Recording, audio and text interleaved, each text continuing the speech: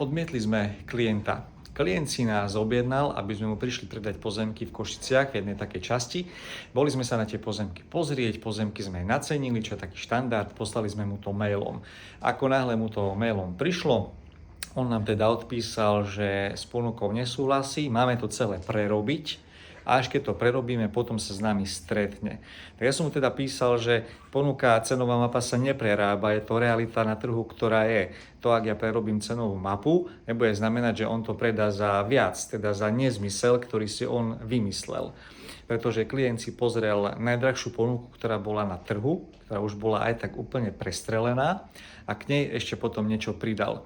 A odpísal mi, že sú to jeho pozemky a on určuje, za koľko sa jeho pozemky predajú.